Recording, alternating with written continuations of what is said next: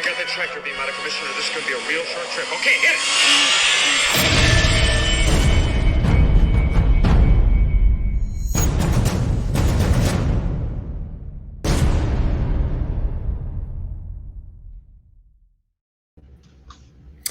Hey there, collectors. Welcome to a very special Rogue One 6 episode where we're getting together and we're going to talk about the upcoming PropStore auction.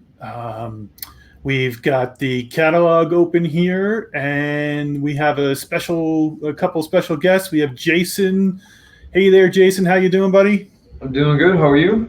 Very good. Thanks for hanging out today. And we have Rob from RS Propmasters. How you doing, Rob? Hi, Steve. Hi, Jason. I'm good. Hi, everyone. It's always good to get you guys your opinions on these things. You're some of the most knowledgeable people I know about these props and whatnot. So I'm sure the fans are going to enjoy hearing what you have to say about these. I have the catalog open now. To the first couple of items from Star Wars. There's a whole bunch of them, so let's settle in and have a little fun, huh? Yeah, sure. Yeah. So the first thing that jumps out at me here is a Qui-Gon Jinn lightsaber. That's I'd like to get my hands on that. I just want to read. I'm just going to make this a little bigger. Yeah, I'm doing the same thing. Just. Tipping in. Yeah, so this is from Phantom Menace, obviously, and this is okay. So this is prototype lightsaber. Yep. Production made prototype. Very cool. Not too bad of a price on this, huh? Not at all. I think that's because it's the prototype version, isn't it? Yeah. It doesn't say that it was screen used or anything. It's really cool that this is kind of being leaked out to collectors, though. That's a nice piece. Yeah. Nice to see. Yeah, it's a beautiful piece. What's the materials on this though? Is this looks like Padme's neck handkerchiefs or something, or her I'm sorry, the material on the I can't read the description. I was just trying to look at the materials on the saber. Resin. Yeah, it's built of resin, hand painted black, and silver to appear metallic, with a red extending button. Yeah, some resin. Yeah. All right, so this is one of the ones that they during practice shots they were swinging around, and so I don't know if these would have been the ones that they would have knocked against each other, but I think these are the ones that they were practicing the feel and the hold of the hilt. Yeah. Yeah, nice piece. I think it's anything prototype. I think is, especially for a hilt, is a great display piece.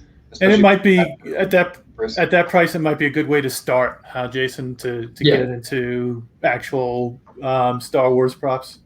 I think it's a great entry level piece for sure. Yeah.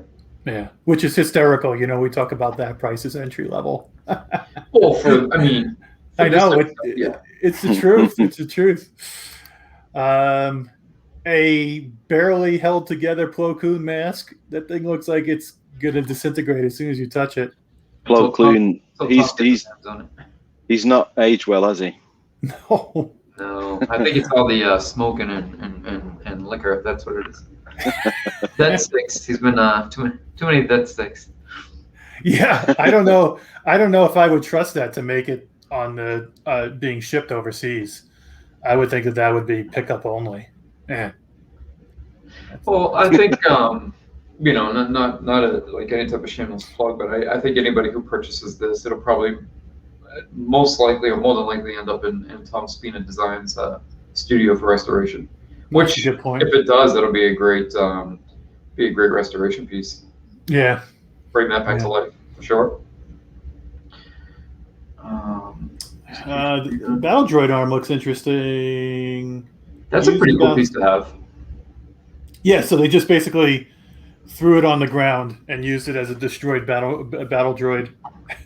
Well, that would be a fun piece with, I think both Rob and Steve can agree, is if you have Obi-Wan's saber hilt, dude, the battle droid arm right next to it.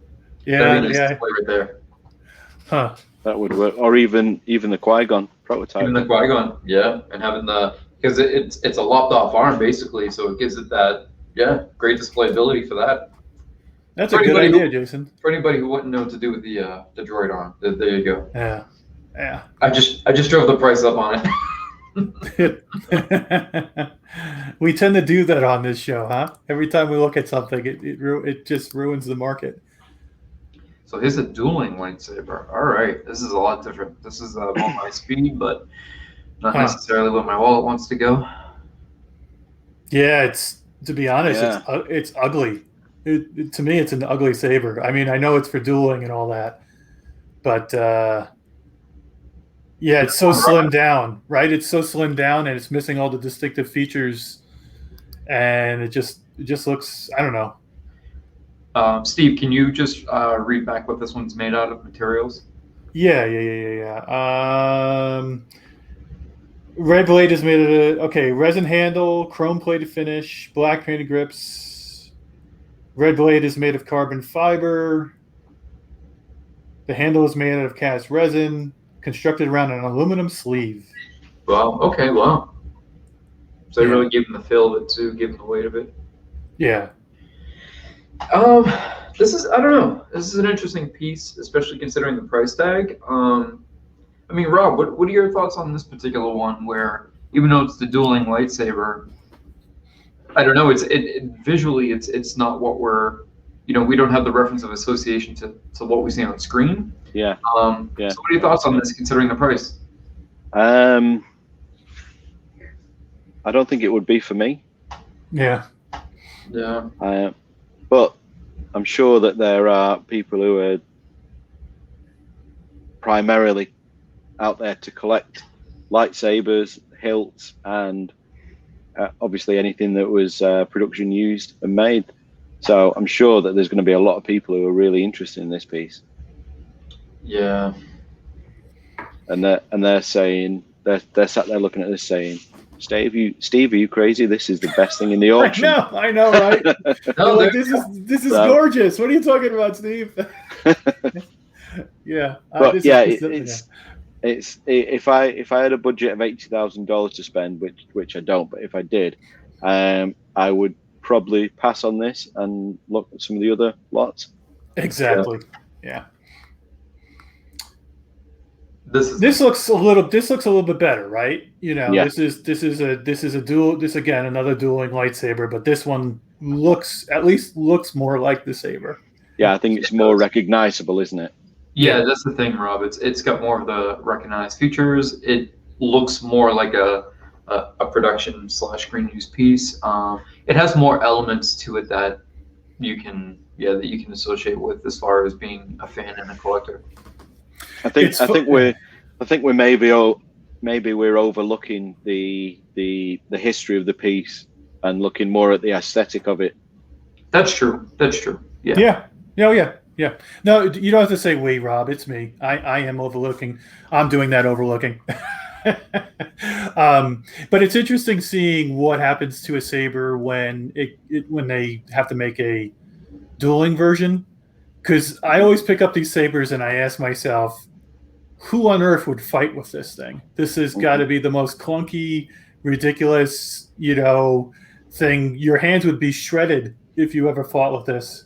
Or like in the case of Jason and I just got the Darth Maul's saber from the Crimson Maul with the big hook on the end of it, and it has on-off buttons like massive on-off buttons right in the middle of the shaft on both sides. So literally, if you pick this thing up at all, you're going to shut the thing off or turn it on, and it's just so incredibly impractical. So when I look at these dueling sabers and you see all those elements go away, and it's basically just down to just a smooth shaft, right? And the reality is, you can't fight with those real lightsaber hilts. Well, Steve, I mean, the requisite here is you're going to be a Jedi, man. Come on. So Jedis have shred-proof hands. Is that what you're telling me? Yeah, they don't get calloused hands, man. Or paper cuts. Jedis don't get paper cuts. They hardly even grip them. They just kind of They put the float. hand around them and they use the force. Force grip them. All right, Kashyyyk pieces, Mustafar pieces, a draft script. Okay. So I'm just taking a peek. Yep. Yeah, these I think these are fantastic. I do like them, but I think that when we're looking at these catalogs, the thing that's different when you're looking at it from a collector's point of view, like Rob said, it's important to look at the history, because you have to think about having something like this on display. To the average person, they're just going to see a practical effects tree stump, right, or a piece of tree, and they're not going to realize exactly what it is unless you go into detail and share that with them. So it all depends how important it is to have something like this for your collection. Do you want to go through the effort of having to explain it, or does it not matter to you and having the piece is more important, knowing that you have a piece of practical special effects that was seen and enjoyed in such a major motion picture? So yeah, there's a lot of elements that go into collecting these type of things and spending this kind of money. I imagine that there's people who collect this sort of stuff, right? Specifically, yeah, there's a lot of unique focuses for sure. I don't know. I think any Star Wars collection, these would fit in, because you've got. You raised a great point there, Jason, about the practical effects. We know that there weren't in abundance on the prequel movies, so that's quite an interesting point. But then, as we know, Steve, it's what you display it with. So yeah, a great signed photograph or something with the piece, it's going to bring it to life, if you like. So a lot of people will be looking at this and they'll be seeing past the little picture in the catalog, and they'll be falling in love with it for what they know they can use it for. Yeah, right. Mm-hmm. Like that's what happened with the battle droid arm just a minute ago. That made a lot more sense. Yeah, right. but I mean, I love this. I love the fact that it's out there. We're looking at it. Everyone who's watching is looking at this. There's so many people looking at it, and in the end, there's going to be one person who obviously buys it, but there may only be 1, 2, 3, a handful of people who are even interested in this piece. Exactly. All right, so this is where I have some interest here. Well, I'll just rephrase that. I think everybody's interested in it. There may be a handful of people who are interested in it with the money to spend on it. Yeah. What's this? Apollo moon land? That's an interesting place to put that in the middle of the Star Wars stuff. Oh, so they have plan manual, yeah. Yeah, they have this Apollo moon landing stuff in the middle of the Star Wars stuff. Well, I think the reason being, Steve, is because Colin Cantwell was hired to do some of the earlier, if not the earliest, pieces, model designs and whatnot. Yeah. Some of the work of McQuarrie's paintings, and I think that he may have been behind the NASA CBS flight manual plan. So if you look here, lot number 277, the hand-drawn TIE fighter. Yeah. I really like, and I think that was offered recently as they were going through and cataloging and sort of inventorying Colin's artwork and prints. They offered it as a sort of print of the sketch, and for a decent amount too. I think you were able to buy it for like 25. I just don't know if they did many. So having the original would be fantastic. I don't know if this was included in that. I could be wrong. But over to 279, this I have a lot of interest in, and I almost really want this piece for a number of reasons. Rob, are you familiar with studio scale pieces? Yeah, a little. All right, so if you see the drawing of the guy in the cockpit, he tends to be, when you're looking at like the TIE or some of the X-Wings, until they've recently updated it and put, the squadron fellows in there, you don't see a TIE pilot inside the TIE fighter. You see what mimics or looks like this guy in the cockpits of the studio scale models. So I really like the idea of having an original Joe Johnston sketch of that particular image, and such a nice focus in on him at that angle. That's a beautiful piece. And just the McQuarrie tie and Cantwell's concept sketch looks fantastic as well. You can see how I think the wings were meant to fold. And I think they used those later on, right, in the sequels, the folded tie wings. They just use it in Mando, didn't they? Oh, the Mando, yeah, with Moth. Yeah, you're right, correct. Yeah. Yeah, that Joe Johnson sketch is interesting because it's got the split engine. Yeah, it's got the McQuarrie style engine. Yeah, the McQuarrie style, which they then used in some other film. Yeah, good eye. All right. So now I'm not familiar with Ron Cobb. Do you guys know him? Yeah, I think so. He did some stuff with Am I losing them? Was it Neil? I'm trying to think. So there's a couple guys who did some of the earlier sketches, and ironically, Ron Cobb didn't come up, but reference going back to the early Hammerhead had come up, and some of the designs that were done for the later sequels. And we just spoke with Martin earlier today, so it's kind of interesting now, getting a little bit of backstory and insight on that particular character to see an illustration of that.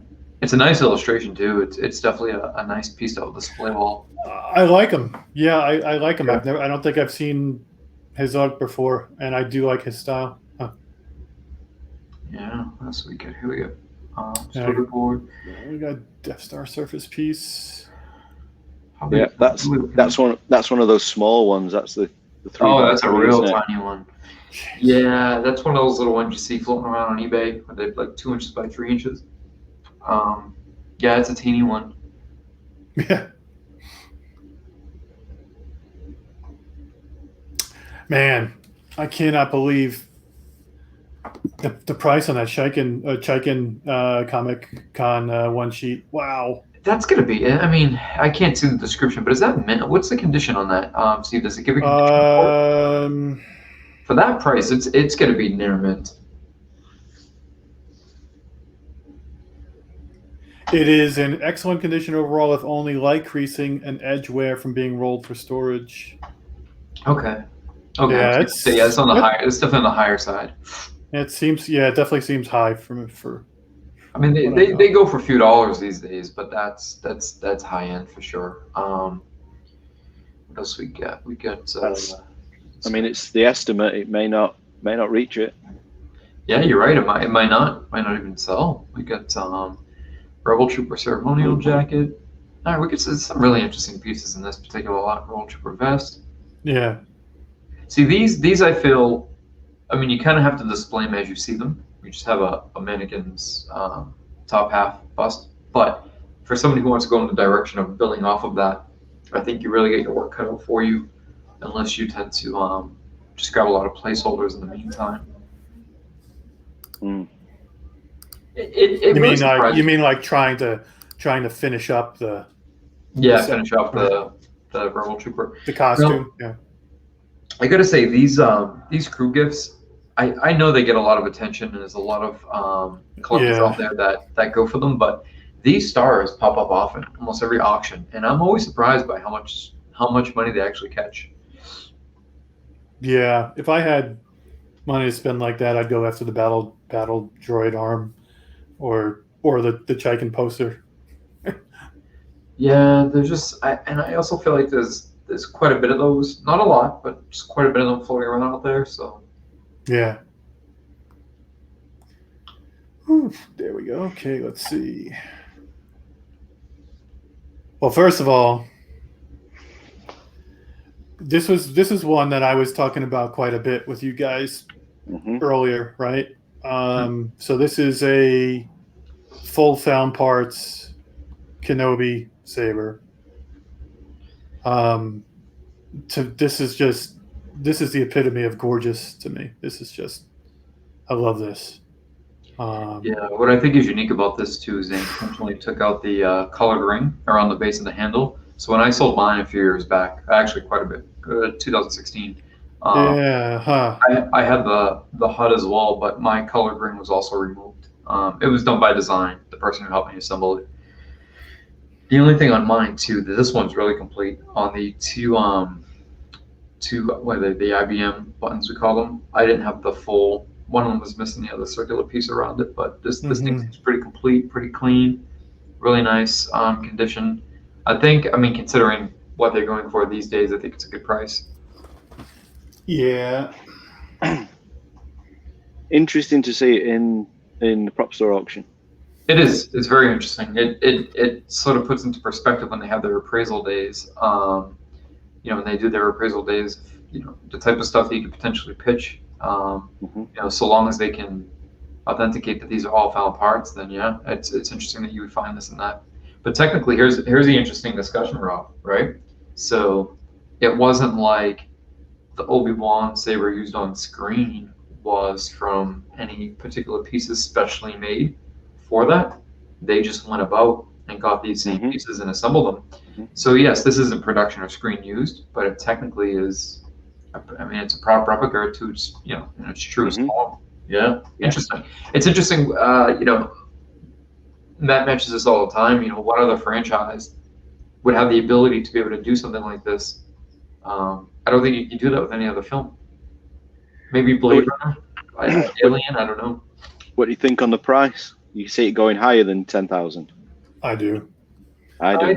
I think so. Yeah. I think it's going to be one of two things. You're going to have the found parts people who are maybe a fourth, quarter, halfway through a build that have been stuck for about 2, 3, 4 years and can't get that one or two last pieces.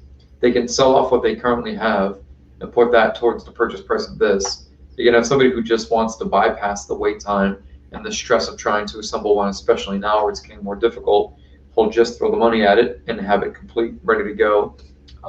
Then you might have some people who are misunderstanding exactly what it is and buy it anyways, but maybe not realizing that they're getting a good piece at a good price. It'll be interesting to see where this one goes. I'm guessing 13 to 15.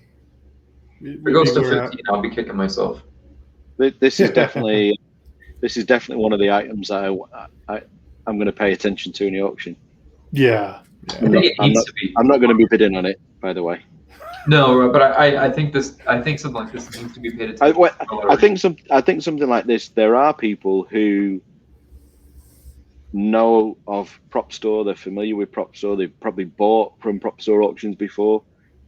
That haven't got the time, inclination, or interest in circulating on the RPF and picking up the pieces and building the parts, and that's totally cool. For me personally, if I was going to set about one of these, I would definitely want to pick up those pieces because you that want to go for the experience. Kind of, the hunt is tracking down those pieces is part of the fun. But yeah, I agree. But by the same token, I can see how someone would not have exposure to those kind of communities, and they're just looking at this and thinking, man, that is so cool, I want it. Yeah, or like that's cool, it's nice. But I mean, I think that's the interesting thing with seeing this in a PropStore auction. I think maybe it's bringing some of the things that we know about. No, I'm not saying this in a derogatory way, but some of the little underworld that we live in, bringing this to a wider audience, and that's very interesting. Very interesting. No, that's well said. I agree with that. And it's just like I said, there also may be some people who have been, now 2, 3, 4 years into this build that are just stuck. They're just stuck, and they can't get that one last important piece or two pieces, and they may just say, hey, because what they currently have may be of value, that they can sell that and put the money towards this. This will be a really interesting one to keep an eye on for a lot of reasons. I think the weathering on this is amazing. Well, it's all natural. Yeah, exactly. That's the best part. Wow. It's just all natural. I don't think anything there is intentional or by design in the weathering process. And that's definitely a nice piece. Whoever gets this getting something real good. Yeah. And then there are these 2 life-size rubies statues. Sorry, one is rubies, one is Don Post, right? Mm-hmm. I don't think I've seen their full size stuff before, so this is a first for me. They used to I only remember this because of how what a presence they had back in. I'm going back probably 25 years now, probably a little bit longer, but Sharper Image in downtown Boston used to have these on display. At least the Vader, and they had a Boba Fett as well. And I used to just think, wow, like look at this. This is so beautiful. This is so amazing. Imagine being able to get one of these. And I think at the time they were like $4,500, and that might as well have been $1 million when I was a kid. So yeah, it's interesting to see these pop up because they're still desired pieces. Although we've come a long way with accuracy and better builds and better proportionate builds. They're still highly desirable. Yeah. They are, Jason, and even though you say we've come on with accuracy, which we have, there will be people who would buy these over that because of the history and because of those pieces, and because when they were a kid they saw them in Boston. Yeah, I was going to say, so there is reason, that nostalgia, that sentimental, sentiment value. Yeah, you're right. And that's the best part about these auctions. You never know what the incentive is behind some of the prices going, so high. And then other pieces where Rob, we saw last time, we sat and watched thinking, hey, this is going to go here. And we saw some of the pieces just neutralize or drop out. Mm-hmm. It's really unique how the process takes place. Yeah. Okay, moving on.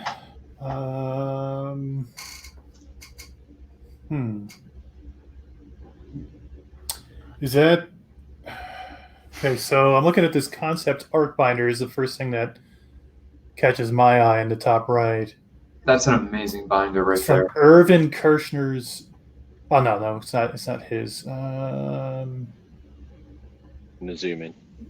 Yeah, they're just copies. Okay, yeah, they're copies of Macquarie, Joe Johnston, and John Molo stuff. But if you look at some of the sample pieces, right?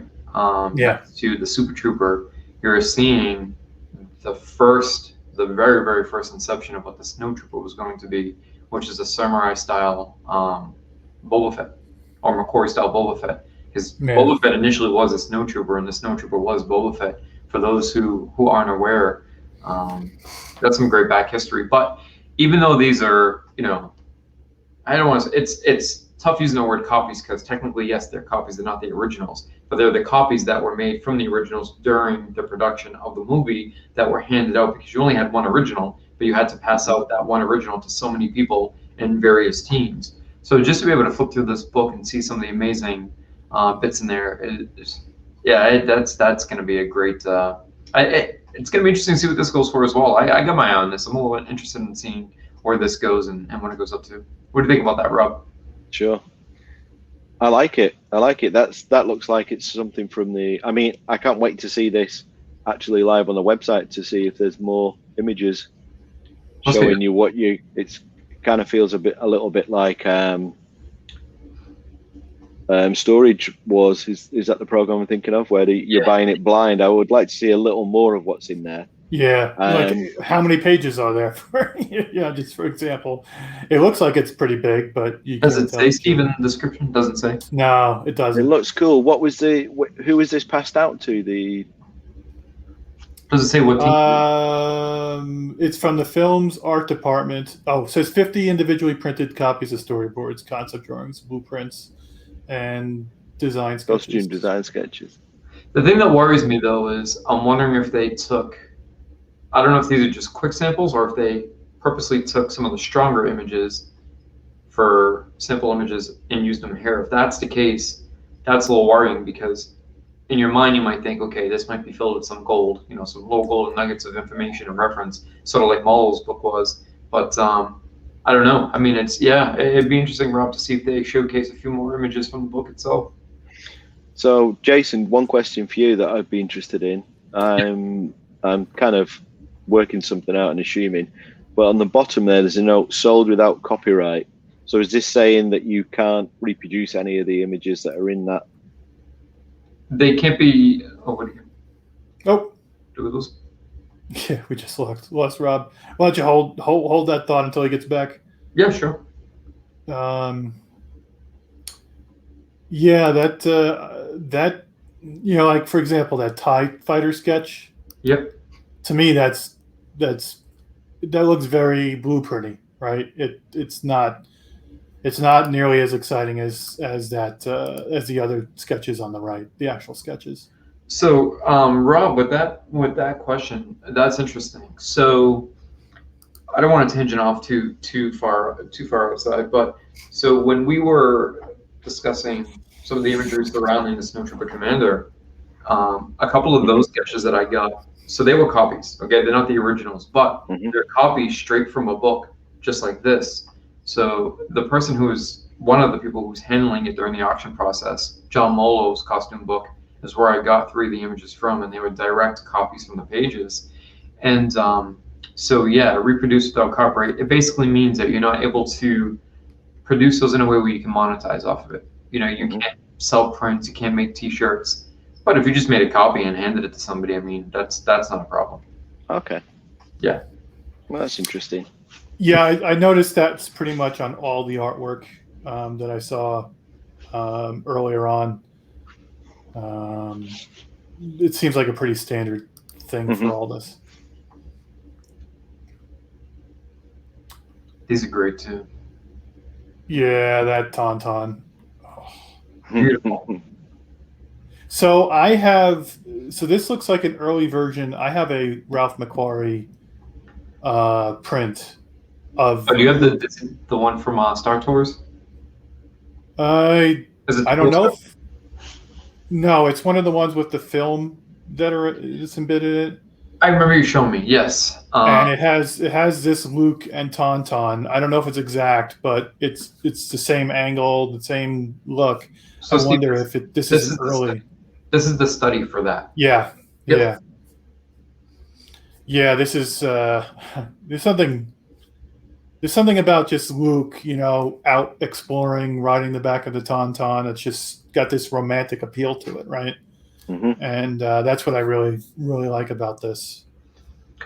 Yeah, that's a really nice piece. I mean, it's not big, but I think that one, for the right collection, I think that one might be worth the money. I think I'd do anything to own that, especially if I had like a replicant Taunton head. I think I'd need to have that. I just need to. Stop. Honestly, I know that was kind of a pun, but at the same time, it makes sense. That would look amazing next to a replica Taunton head, you're right? This would go really well with the print as well, you know, to show the study and then the final version, and then the Taunton brought to life. Yep, you're right. It would. You could even frame that with like a Mark Hamill signed photograph as well, and then maybe start on all the found parts that he's wearing in the film. Yeah, you know, it's so this is an expensive piece because it's going to lead to so much. It's an expensive piece. It's expensive before all that stuff.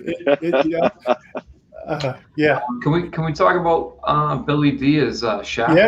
Yeah. Other image. What is this? Hold on. Billy D. Williams, guards costume design illustration by John. Yeah, John was jotting down quite a bit of ideas, huh? Idea. Sorry, idea. That's some pretty funky. I mean, I can see Billy D wearing that though. I think we all could, right? The thing is, I'm looking at that, and this is something that's fascinating about Star Wars. And you watch the movie, and it's like nothing else, and yet you look at that photograph, and I see Space 1999. I see a much lower kind of production value to it.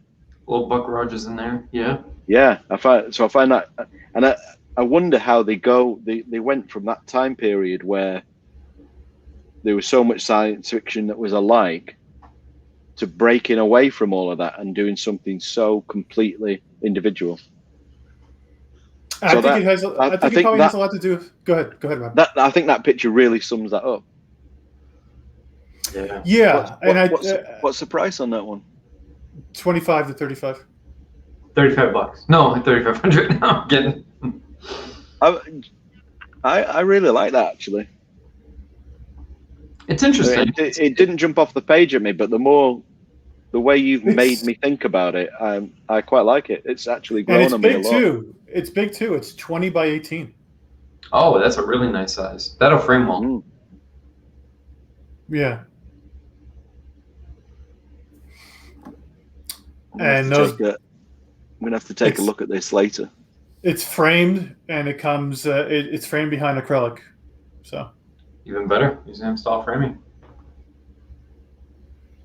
Yeah, that's a nice piece.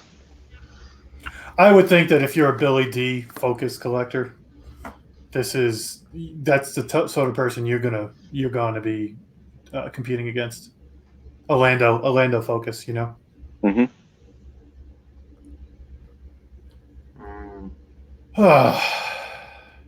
That tasty bit of Vader, huh? God, all that gorgeous fiberglass. So this is a tour suit. Yeah. Looking at the dome, the position of the dome underneath the faceplate, I mean, I don't think it is, but it looks similar to like one of the TM helmets. But does it say where this particular one originated from? New Jersey Farmer Associates for touring promotional events in the UK. So, well, maybe NJ is not New Jersey. Maybe it's so. It says it's created by NJ Farmer Associates for touring and promotional events in the UK. Lucasfilm commissioned Farmer to produce high-quality Vader costumes. Interesting that they went with fiberglass off of a commission, unless at that time they just said, well, "What are you making them out of?" And I mean, they got the two-tone paint schemes down correct. I mean, this thing must have been repainted a couple times, because as they put it on, take it off for all the touring, they probably knocked this thing to bits. I do see in the angled faceplate how the straps are actually in the. So Rob, you see that?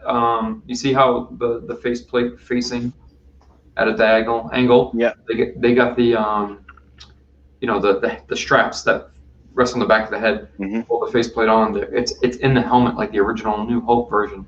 Yeah, they've cut a slot there. So I'm wondering if they were told that or were used reference to the. I wonder how. When they're commissioned to do that, I wonder what references Lucasfilm says. Hey, this is what we need. Do it this way, because that's pretty spot on.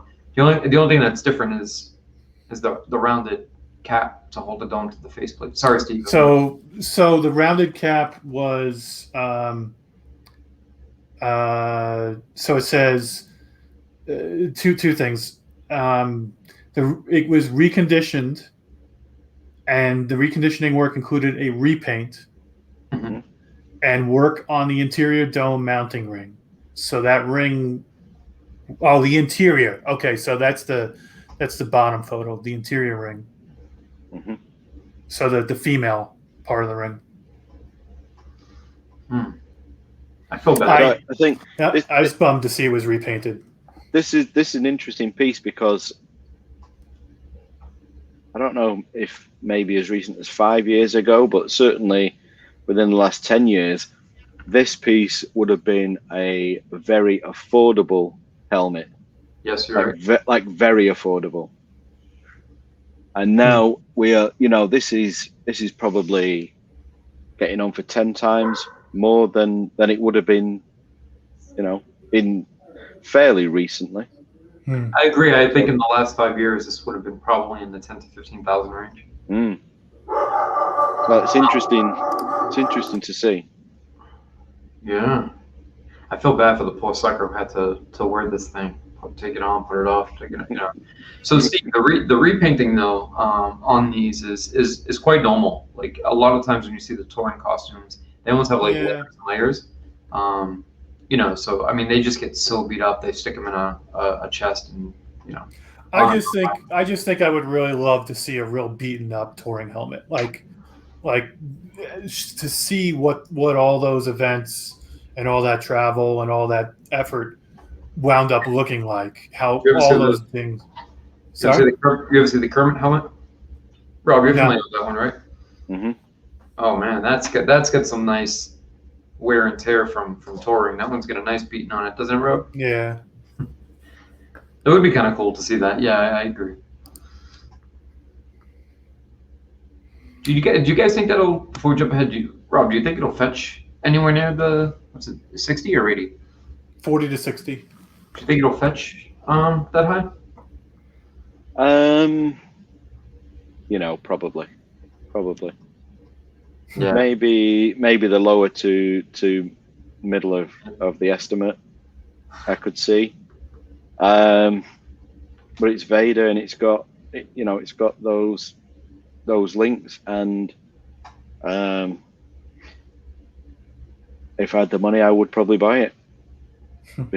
Because of that. But I mean, at the same time, I appreciate everything that you're saying, Steve, about the repaint, and it could be more than repaint. I mean, there could have been huge chunks of this missing that have been replaced, and well, you don't know the history. As soon as you repaint it, you can cover a multitude of sins. So, as Matt would say, it is what it is. Mm-hmm. Speaking of Matt, where is he? Hopefully he'll join us here soon.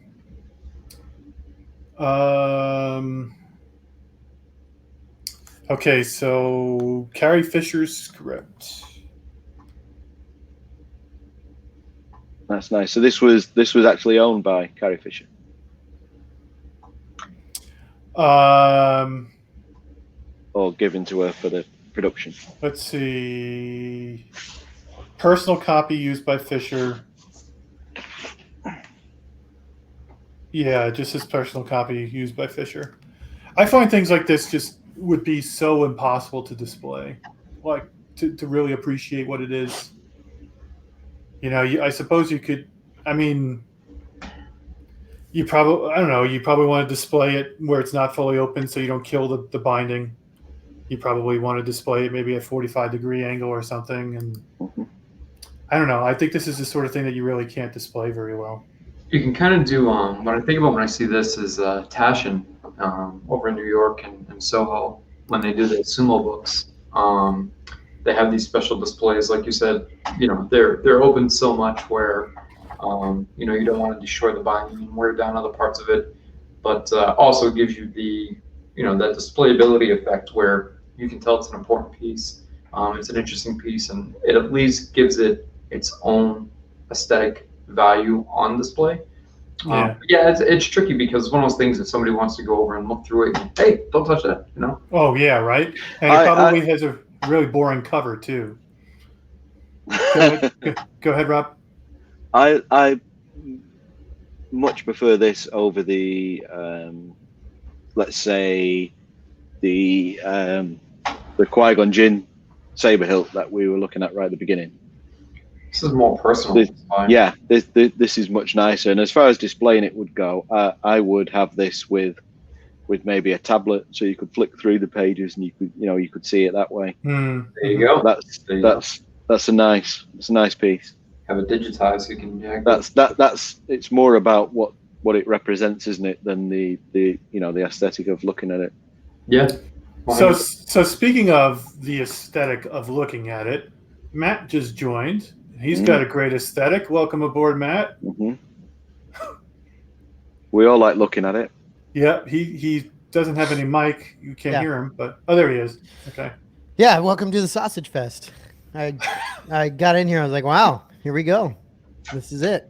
Were you expecting? Were you coming here for the women? Because I think most people would be disappointed. No, I just find we just always have such a massive man representation, which is great. It's fantastic. I like how you got the lights down low, Matt. I don't have a choice. I don't have a choice. I'm still working on lighting and shelving and all this other crap. So soon. How you doing, Rob? I'm good. Yeah, that background looks great, man. All right, still very much a work in progress. No, it looks awesome. Jason, your background looks very good. Very nice. You gotta love how generic it is, huh? I love it. Yeah. Have you guys just gone over all the Star Wars stuff so far, or anything else? I think Rob's time is a little bit limited, so yeah, sure. we started straight with Star Wars. I don't know how far in we are, but Cool. we're a decent amount of way in. And Listen, now I Go like ahead. this piece. Mm-hmm. I like this piece. This is awesome. But this is, by contrast, this is much more a piece that stands out compared to the script that we were just looking at. Yeah. It's Is this instantly a- is this a- recognizable, isn't it? Is this an actual like what is this? Prototype injection molded helmet? So is this like what Yeah. they made it out of, or it's interesting because it says here, it looks like it says, however, when the helmets arrived after the manufacture, the plastic was found to have shrunk just enough to be uncomfortable for Daniels, and therefore they were not used. Interesting. Yeah, so these are the B helmets. I guess so, yeah. Still a nice, still a really nice piece. Yeah, I hate to very be nice. that guy though that drops the kind of money and says, "Well, where can I go get this vacuum metallized?" I would keep it as is. Mm. Yeah, it's nice piece. That interesting. And then a couple of R2-D2 parts. Now these have to be like that's even the thing on the side of CZ's head. I mean, no, that's in quite a bit of areas in Star Wars. That knob up top, is that an actual one or a molded one? I just can't see the descriptions. Fabricated by ILM for droid body and painted light gray to appeal metallic. It does not say anything about being screen used or anything like that. That's amazing. Really? These things go for that much money. Yeah, especially this. I mean, seriously, 2,000 to 3,000 for that freaking knob thing? Like, come on. I would pay 2,000 to 3,000 for R2's knob. Yeah. I mean, if it was gonna do something to me, I'd definitely pay 2,000 to 3,000. But That was in the previous auction, though. yeah, Yeah, that's that's true. Somebody's already using it. And this is 1 inch by 1 inch by 1 inch. So this is tiny. Yeah. That's crazy. That's what she said, huh? Yeah. It's not the size, guys. Yeah. I mean, it doesn't say anything about screen used or anything that other than it's made by ILM. Well, what I was curious about, Steve, is because all right, so the top piece, right, that almost looks like a sink knob, that's used across so many parts and robots or whatever else in Star Wars. It could be one of 1,000 cast molds, that they made. So that's something that concerns me when if you're going to spend 2,000-3,000, you get to be a lot more. Well, and let's not be girthous. Like, if this was used in an actual production, that would be worth the money, right? Like, but if it's not, then you're definitely going to look at, why would you? Well, okay, why? so let me read this. An R2D2 heat exhaust detail from ESB. So it says it's from ESB, but I don't know that means that it's screen used or it was a prototype piece or anything. It's not clear. So there was a guy during the filming of ESB just popping a bunch of these out of a mold, saying, "Here you go, here you go." Right. Could be one of those. I could see the cost being reasonable if this was like a piece that like R2 builders people like didn't know about or didn't know like the actual like real dimensions of and how to make it, right? That makes sense because then it has value. Yeah, it has value. Steve, what are the three pieces below it, Steve? Because chances are these are from the same source. Yeah, from ESB. Same ambiguity. It doesn't say. So yeah, Rob, they probably did come from the same source. So yeah, yeah. The head may have come from the same source as well. Is that ESB? Yeah. See, that's another interesting thing. I think. Matt, was I having this conversation with you? I'm not sure. A couple nights ago, we were talking about. So this is one of those things where navigating the very small world of production and screen used and prop collectors of that level, you're almost better catching somebody willing to part with this stuff and sell it before they reach the auction house, because I think it's much easier to make a a more reasonable deal and a more reasonable transaction. Yeah. Pieces you want. For the seller too, because all the fees go away, Yeah, all right? the From fees. both A lot of sides. it, yeah. But that's a situation where you just got to know somebody, right? I mean, Yeah, you get to know the right people. you know the right people, and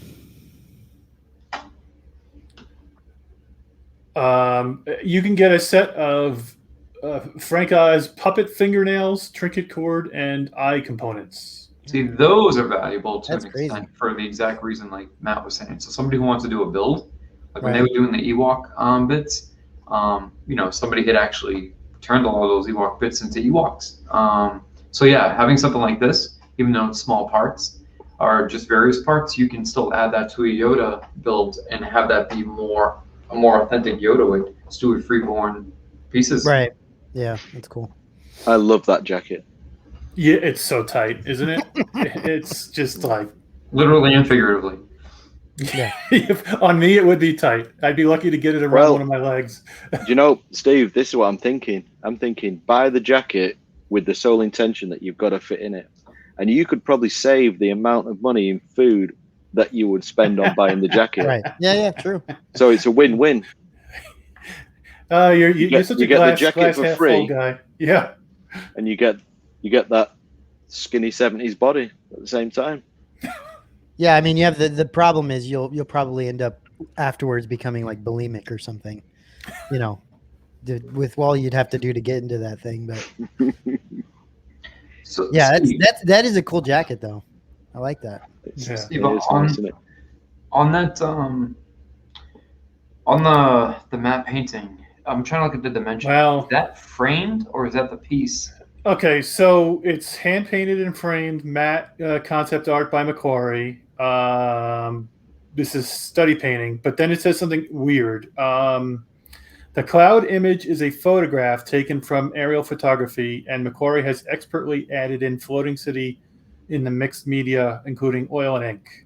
Yep. So So I guess he's painted over a photograph. Painted over a photo. Yep. That's commonly done. They did that with the volcanoes on Revenge of the Sith on Mustafar.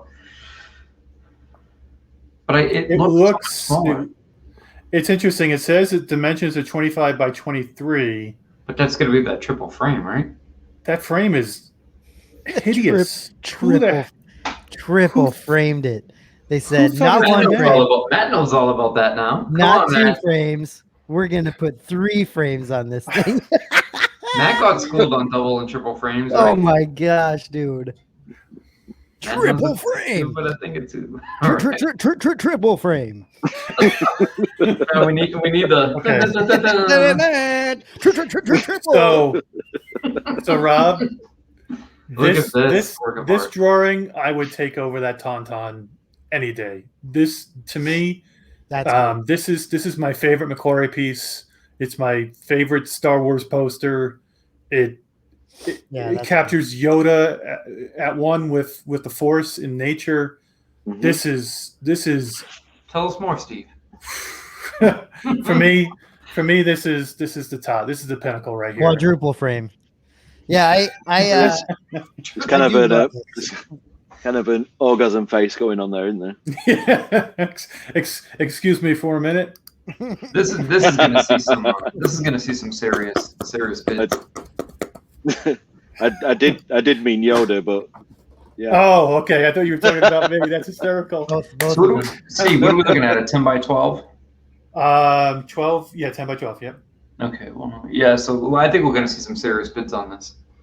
Yeah, Mm. yeah, I agree. Because I that can't is imagine an it amazing going for this poster price. itself. The poster is I think actually it's really- going double. I think Well, look how much- double the look price how- here.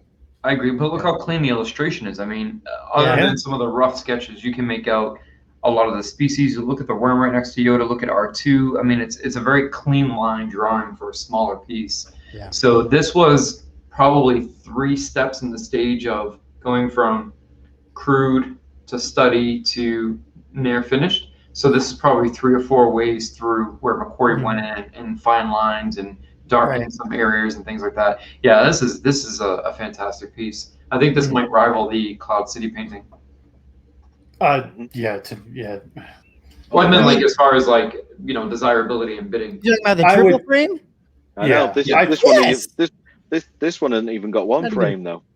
I know You that's got true. three. You got That's three true. frames with that. You gotta keep in mind that you are buying the triple frame as well, which is Three like frames. Yeah. it's like seeing a No. triple rainbow. No frame here. Yeah, it's crazy. I think this blows away that Cloud City. To be honest, Jason, the agree. Cloud City. You know, it's basically it's. I think the extent of his painting was probably just the city itself, right? The rest of it is all a photo.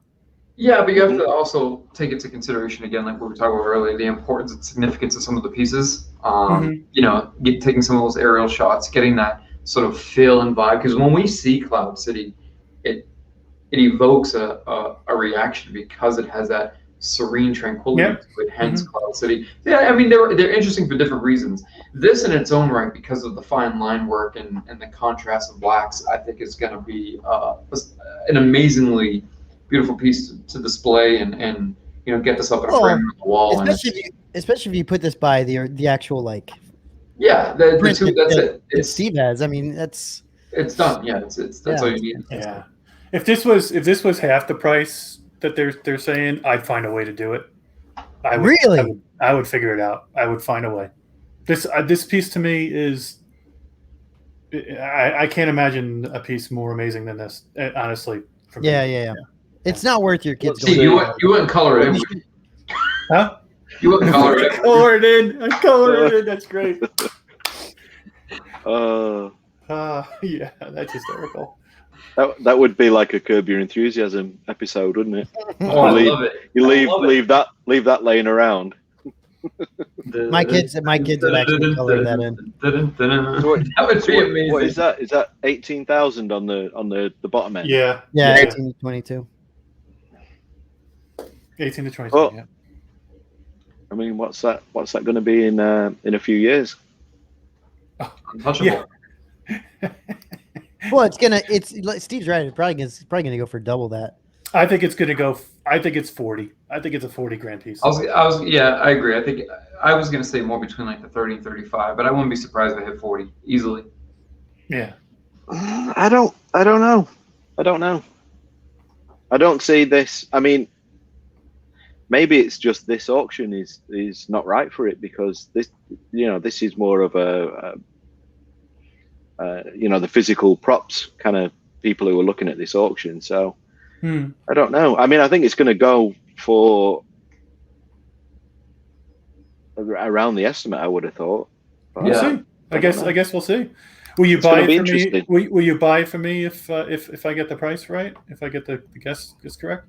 I think we should. I think we should all chip in. I'm not going to chip into one single thing in Steve's collection. He is doing just fine himself. Here's the interesting thing just here with 4 people. So me and Steve reacted to this quite strongly, but he reacted to it based on the image itself for what he enjoys of the image and the poster. I'm looking at it for its line work, how many steps it is into the process of McQuarrie developing this idea and this concept, and the way he's executing it. So even that alone is interesting enough to see like how many other people it's going to trigger in various ways to want to drive that price up. Think about it. It's McQuarrie and Yoda, and with a little bit of R2 thrown in there. Yeah, it just doesn't get and this clean. It doesn't get any better than that. Yeah. Mm-hmm. All right. Next up. Wood cutout. Wow. Okay. I'm zooming in a little. Look at the Creature Bible.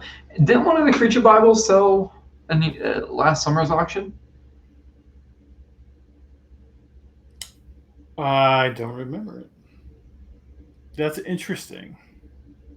Because that's going to love kids. Detailed concept design prints, print sketches, and 200 color photographs for several characters and locations. images of maquettes, makeup tests, prototypes for characters such as Jabba, Rancor, Reuse, Bib Fortuna, and vehicles such as a speeder bike, TIE Interceptor, and A-Wing. So it's going to be heavily filled with Phil Tippett and Nile Rhoda's pieces. Can you guys? I don't know if you guys can see that, but that's Ewoks. Yeah, those are Ewok maquettes. Yeah, this image here is an Ewok. I wonder how far I can zoom in here. Oh, that I can see. Yeah. They're riding some kind of creature. That's really interesting. Nice. Hey, Matt. This you could kind of think that this is a wolf. This could be Ewoks riding a wolf. Wouldn't that be up your alley? Nothing rides a wolf. Literally nothing in Star Wars rides a wolf. Ever.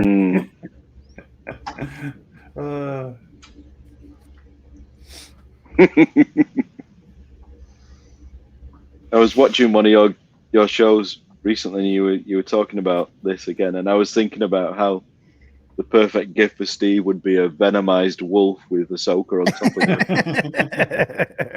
it. Anything with a wolf and Ahsoka would work. So this is an Like this. Go to the Jedi. Akbar prototype, huh? Oh, interesting. That's interesting. Yeah. It's good that he didn't turn out like that. I like that. It looks like something from a David Cronenberg movie. That's a truck. I swear to God, every time anything Akbar and Bane, it just makes you want to do the voice, right? Was that? This might be a trap. Was So that? look at Was the that? look at was the that Return of the Bane? Jedi Italian pro. Was that a Bane Akbar? That's a Bane, yeah, Bane Bane Akbar. I think this might be a trap. Yeah. Yeah. Oh my god. They're two of the funnest voices to do. Oh, they're so good. That's so good. I really like that. What's the price on that? That's quite a neat Six. little piece. 6 to 8. 6 to 8. What? And it's made? Is it made of latex? Is it like a clay mold, or what is that thing? Foam latex painted in foam latex. So what? He looks like a Camino alien, doesn't he? A little bit. A little bit. How long is Yeah, this thing you're gonna right. last, though? Seriously, how long will this thing? When was this made? Because or maybe it just didn't smoke as many death sticks as Plo Koon, but he's in much better shape than the He is, Plo yeah. Koon. Which Plo Koon had a two-pack habited. Well, is he in better shape, or did he actually look like Akbar? And this is what he looks like now. He wasted away. Good point. All his tendrils fell off, and the wrinkles dropped. And all He that. got he formed a vagina neck. I like that. I'm quite interested in that. That's going to be one of them weird things that like nobody wants as well. Don't let them make you out of latex. That's a trap. Yeah, I love this axe. I Oh think my this gosh, axe is dude. great. An Ewok axe. Okay, so this is what you do, Matt. With the storyboards. I need With Tom to storyboards. make man. me one of these. You buy the axe, or you buy the axe or the arrow, and then you get Tom to build you a life-size Ewok, and then you display that with the Ewok. I'm not being funny here. That's the best way to display this piece. I know you're not being funny, but yeah, I hear you. The axe is awesome, but that's way more. Like, why is that so much more than the freaking spear? It comes with the manifest as well. Oh, And that's not the extra stuff. That's not a spear; it's an arrow, so it's 13 inches long. Oh, okay, so it's not It even depends who's holding the arrow. right. That's true. That's true. If a tiny person is holding the arrow, it becomes a spear. That arrow is cheap. I think that estimate it's not is bad. really low. Yeah. That's a great price for that. Because Yeah. if you're interested in Ewoks, there's such a strong connection to the figures with the bow and arrows and stuff. Right. That the arrow is like quite a memorable thing. These storyboards are a killer. They're killer storyboards. This is look at this. Yeah, it's awesome. So you got a couple high quality storyboards plus a larger piece. Plus, it just looks cooler than the arrow. It is. It's really cool. The leather strap and everything. It looks awesome. I love it. Yeah. The arrow. Yeah, I'd be curious to see how much. What do you think it's going to go for, Rupp?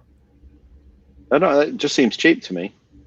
But just that I would think 5. Yeah, I was gonna say 5.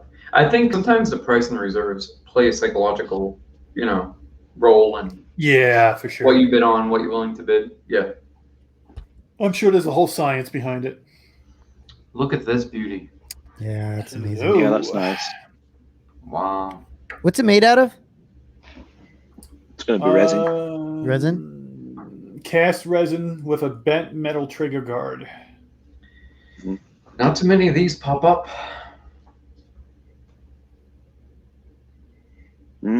That's really nice. Nice piece. When I see things like this, I'm amazed by the lack of contrast in the painting. I mean, it's on screen and it served its purpose, but there's so little detail in the painting. That's because it's on screen for like.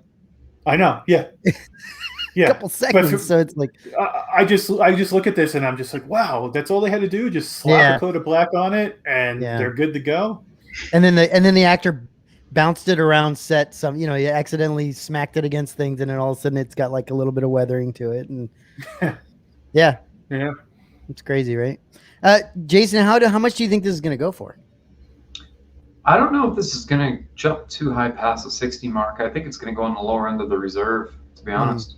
Okay. I mean, it's not. We saw the E11, right? Yeah. The official EAC E11 last time, which is beautifully assembled. But like you said, didn't you say though that there's a lot of E11s out there, and there's not a lot of these out there? Compared to a microscope blaster, there's what, maybe a handful at best, and some of those have already popped up and made their rounds and fell back into collections. So that might be the one thing that this has to its advantage.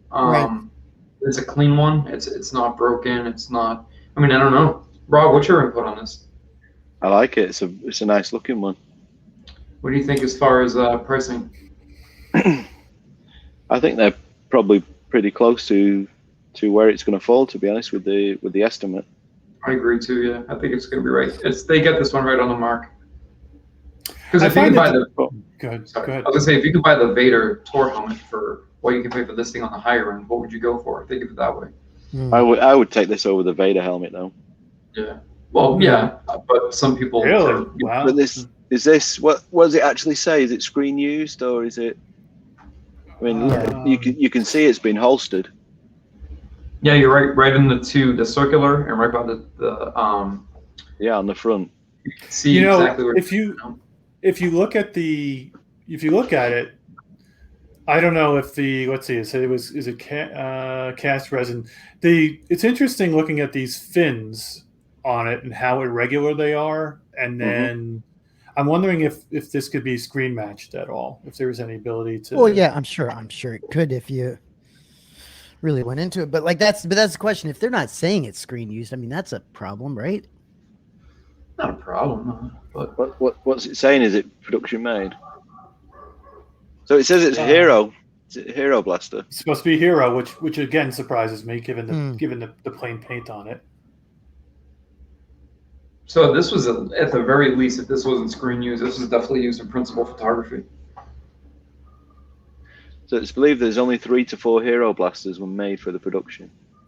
Yeah, remember I was saying that? I was like, less than 5. And this is the only one in private hands. That's the other thing. Which means that probably the other ones are stunt, which would make sense. I think a stunt one went for around the price that they've got. Oh, he didn't want to do this anymore. It's the UK internet. The second time now. It's that green mobile they use out there. Look at that gun tower. I think Jason Eaton may have restored or worked. Hello again. Hello. Welcome back. Oh Jesus! Now look at that Akbar. Whoa. Yeah. So now you can have both. You can have the concept Akbar, and then the casting from the original mold. Freaking. I know what Matt's looking at. I don't know, man. Look at what are you gonna call it, the Akbar there? No, this Akbar has he's got something going on, man. Like freaking syphilis or some shit. Like this guy's messed up. Don't put a weird double on. You'll be all right. Oh, I wish that bar would look like that. that head is a little bit suspect, isn't it? I mean, that's interesting. Well, Yeah. it looks like it's in the process of like being birthed. It looks like it's in the process of turning into a dick, is what it looks like. It's not there yet, but it's in the process. It's moving that direction. Oh That scene- man. that scene when he got overexcited, it's a trap. That could have been a whole different thing. It's a trap. Moving on. This is a nice set. I love that Akbar piece. The question is, it looks a little bit cheaper too. So, Rob, this one or the other one? What is the price on that one? 3 to 5. 3 to 5. That's fantastic. It's a trap. Somebody needs to deep fake Akbar with that thing. Uh, Oh my gosh. This is Rebel nice. Trooper Blaster. Yeah, I was going to say I've held one of these, but I'm not sure it was this one. What was this one made for? Jedi. Return of Jedi. Yeah, it's got more details on. 20 to 30. That's cool. Like the weathering and stuff on it is pretty cool. Matt doesn't want to talk about this because I don't think he wants to get people's interest up because he's going for it himself. Right. Yes, I'm going for this myself. After I sell my car, I'm gonna go, and or many more things. Yeah. No, this is nice. I like that. Okay. Here's that B-wing helmet. Woof. I know. Jay. I know. I talked to Rob about this a little bit. So was this painted for the production? Mm-hmm. Production made B-wing, created and detailed during the film's production, but was ultimately never completed and was not needed for filming. Preliminary paint finish. So there were a couple of these in the last auction, weren't there, that had the visor pieces and a couple of extra pieces. Yeah. But this one gone as far, Rob, to have done all the wiring and the microphone, and I mean, I think that was one step away from actually being thrown on somebody's head for filming, and then they just, for whatever reason, stopped short.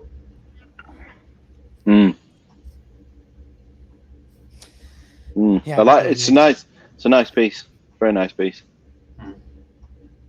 Yeah, it is. All right. Chin strap. Here's a couple more nice pieces.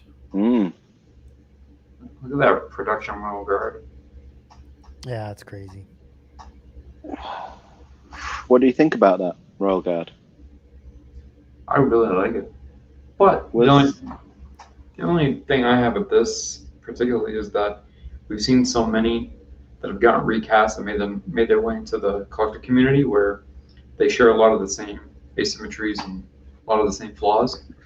They've never been sold as having lineage, but it makes me wonder if this wasn't screen used but production made, where those ones originated from. I think maybe they were revised like Dawn Post ones, or I don't know.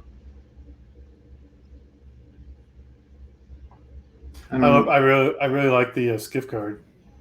Yeah, that's a beautiful one. Yeah. It's a prototype. Yep. It's not actually. Is it, Rob? Have you guys entertained, or is there any thought of making a royal guard at some point? Like, I mean, that has to be something at some point, right? I'm just deep in reading about that. I was just trying to figure out if the red paint on it is actually, or was applied by the production or later, because the eyes seem to be red when we know that they weren't red. So it looks like they've kind of taken that from the dumb post helmet. So Or that's the, what, you know, that's, sorry, yeah, that's my curiosity is, you know, where the reference is coming from, because also the Royal Guards. One thing you'll notice if you have, so the proper reference images show the Royal Guards, the red of the Royal Guards to have more of a little bit of a purple hue. It's a strong, purple strong. More like the color of wine. It's not that sort of Ferrari or you know, So cherry red that we're used to seeing. in the description they say it is a specific shade of candy apple red. Who applied that specific shade? That's what I mean. Yeah. Interesting. That it's just doesn't say. the because the eye lens seems to be wrong. Mhm. It makes me wonder about, you know, other aspects of it. Mm. But it's So a nice piece. what's wrong about the islands? It's not the correct one. The wrong color. Hmm. I'm just the beer assistants, just half-dressed beer assistants, just bring me some beer. Sorry about that. I got to get me one of those. So yeah, and the Lando helmet. What do you think about that one? I'll go back up. Sorry. How far away from the screen used one is that? That's a prototype one, correct? I think that was them toying with the idea before they made the finalized one, I would assume. But here's the thing, Rob. That's cool. The good thing about this is the proportions. Whenever you see fan-made ones or ones that make their way into the collector's hands, they're so wide and so large, and you know, they look great. A lot of them look great, but the proportions are just so off. So this one I feel would be a great piece, even non-production, because the proportions would be much more, you know, size. I mean, it's instantly recognizable as yeah, Lando's you know, helmet. right. Yeah, Absolutely. sure. And it's got the actual leather, and they used, you know, the leather on it and whatnot. Yeah, it's beautiful, interesting design. A lot of great stuff in Jedi. Okay, here we have a couple interesting pieces. A-wing first of all. So, you know, Rob, look at the level of paint detail on this. Again, not screen used, but this looks like it worked its way all the way through production, where it was just shy of making its way onto screen, because that's a lot of. I mean, some of that may have happened over the years, but you can see where the intended weathering is, and the colors used. You know, a lot of extra work went into making that look the right way. I'm assuming that's the visor mount on one side, but missing from the other side. Correct. Yeah, that little plastic cap or clear cap, whatever they would have used in that situation. Yeah. I like it. What do you think about the Chewie face? I think it's interesting. What do you think, Steve? I think it says that it is a. What's it made out of? I'm wondering if that's Peter Mayhew's. I'm trying to decipher the description if that's actually a live cast of Peter Mayhew underneath. Mm-hmm. Because I think it is. Yep. I think that's real. I think that's a really cool piece, and I think it's underpriced, to be honest. What's the price on that? 6 to 8. But what's it made of?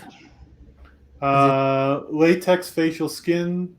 So that thing's gonna fall apart if it doesn't get. And the head is foam casting. Well, that's the thing. So, aside from restoration, you're gonna invest another $5 or $10K being able to display this openly in a climate-controlled acrylic box with.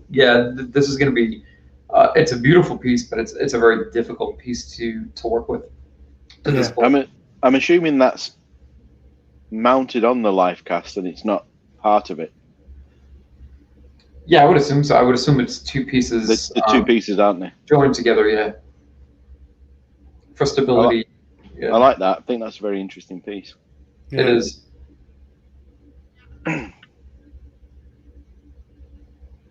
Yeah, that's quite nice.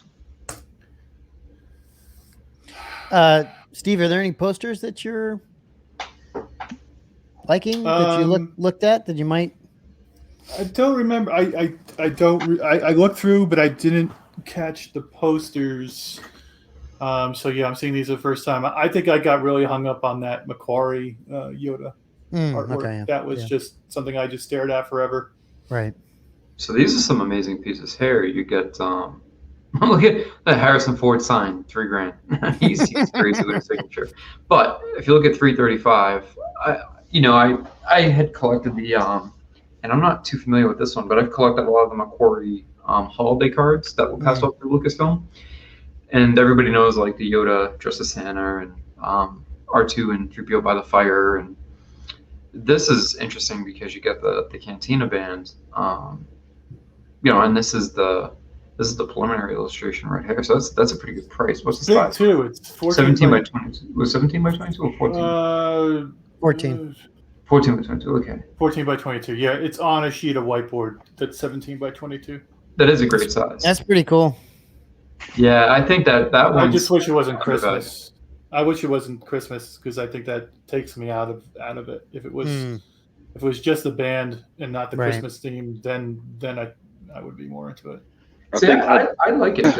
The Christmas cards that went around Lucasfilm, it became a tradition for Macquarie to do them every year, and they became sort of sought after. It was one of the things that cast, crew, or workers of ILM didn't easily give away, which is why the cards themselves are just, they're just printed cards like any other card you find at a Hallmark store, but they tend to fetch quite a bit of money because people didn't let go of them. So to have the original preliminary drawing is pretty cool. But you're right. I think it's one of those things where you have to. The Christmas theme is a difficult one, but this Hildenbrand piece is fantastic. Be nice to display it with one of the Christmas cards. Yeah, that'd be the best thing is that the original and then the Christmas card. Yeah. Yeah, I haven't seen much Hildebrand other than the iconic poster, right? I don't really care for the style of the characters in this. Like from an artistic standpoint, I don't like it. I can appreciate it and all that, and of course his epic poster is amazing, but I just do not like the way the characters are painted. Yeah, Palpatine looks not like Palpatine. Looks too friendly. Yeah, that's a good point. Yeah, nobody really looks like anybody. It looks like who they are, and 3PO just looks totally off. And then of course we got Yoda coming out of Luke's crotch, so that's not that great. He's looking at his ass. That's okay. That's all right. What do you like about it, Jason? I don't know. It looks a little off to me as well. I think 3PO looks really weird, at least from how I can see it. I think the colors are a little too vibrant for a Star Wars piece. At least what the direction they were trying to go in. The characters just aren't lined up appropriately. It's odd, the execution of Palpatine with Obi-Wan there and Luke as the Jedi. It's just odd. Yeah, that's a good point too. When you think about it, it's all good guys, and then Palpatine just behind, right? It's a little bit weird. Odd execution, yeah. So not a contender for any of you guys to bid on. Not for me. No. Not even if it had the triple frame. If it had a triple frame, this would make it. It would make it so much better. Absolutely. Triple frames are hard to turn away, Rob. I like that. I like that ILM signed. That one, yeah. I was telling Chris about that one. I thought that's something Chris might. I mean, anyone would really enjoy that. That's got everyone and their uncle who worked at ILM signature on the Falcon. And that's a great. If that goes for around reserve or asking, that is a steal of a deal. I agree. That's a nice. I see that being easy to. And that's in a display new with a multitude of things. Yeah, Rob, that's in a New Hope one. So that's kind of like a wrap party type signature piece. Yeah, that's fantastic. These are, I don't know. These are, again, Hildenbrand pieces. I don't know. Nah, I just don't. That Macquarie illustration though. Now that Mos Eisley piece, I definitely have on my radar. The price though is what is it? 11, 8.5 by 11. Ah, it's so beautiful. Look at the 20 to 30K. look at the gradient of the sky, though. Look how Yeah, beautiful that is with the Falcon yeah. taking off. Yeah, it's beautiful. Mm. I love the little swatch of color he was using on the side to test it before he was Yeah. painting. Just so natural in his element at his desk, illustrating this. I love catching things like that. So is that just like a giant phallus outside the entrance, or what is that supposed to be? The purple phallus thing. That's where the bouncer stands and guards you. That's that Mos Eisley stripper joint right there, dude. That's where Yeah. the rave. Yeah. Get your glow sticks here. I love it. Those Hildebrand paintings look like flare cards. I don't know. They look like trading cards or something. It's just not good. Huh. This is interesting to see the PropStore pieces make their way into this auction. Yeah. I think the bowcaster's probably underpriced, and I think the Vader helmet is overpriced given the options that are available now for the Vader helmet. I agree. So the Vader helmet, because of what's available, is definitely it's going to float around retail. But then again, for some reason, because they got shut down so quick and during production and had to cut off and refund people, I think a lot of people, for some reason, seek out these pieces and seeing them in person. They're not actually as nice as people want to lead them on to be. I mean, the effects. What do you guys think the bowcaster should cost? Well, yeah. Sorry, Steve. Go ahead. No, go ahead, please. There's a couple of guys who own a few who tend to have bought up whatever supply there was out there, but there's, I think, less than 20 in existence. So they usually hit the secondary market for anywhere between 7,500 to 10K. But that now you're at a point where if you can find one, so because it's pretty accurate, the problem is it's accurate to the Force Awakens, not the original trilogy. There's a lot of variations there. Okay. I think this will go above asking for sure. This will go not just reserve, but above the 3K mark. I think it'll go around the 5 or 6. I think you should swap the prices between the two. Yeah. If you reverse the prices, make the helmet 2 to 3 and the bowcaster 5 to 7. I think that's more like it, given what they are and given the market. What about the C-3PO chest plate? Star Tours. Huh. I mean, it'd be good to have if you're gonna build a 3PO one for reference or for use. Now it's cool it was used on Star Tours though. Yeah, I mean this Struzen piece. Here's my thing about the Struzen piece. It's 15K for Force Awakens. This is right up Rob's alley, right? Graphite sketch. Mm-hmm. And look what the McQuarrie Yoda on Dagobah is going for. I mean, it's a. Yeah, exactly. I don't know.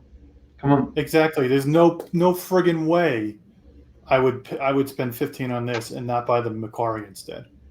And this is what, graphite? This is just like graphite on paper, right?